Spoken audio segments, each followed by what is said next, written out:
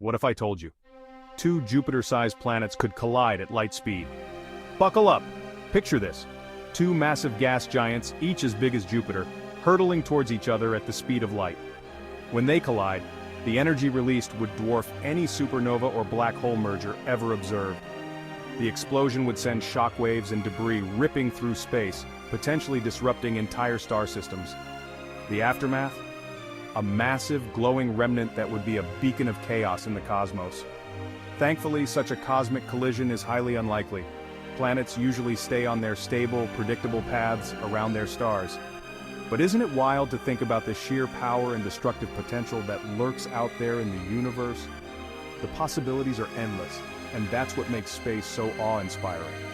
So next time you look up at the night sky, remember, out there, somewhere, the universe is capable of unimaginable wonders and catastrophes. And that's what makes it so incredibly fascinating.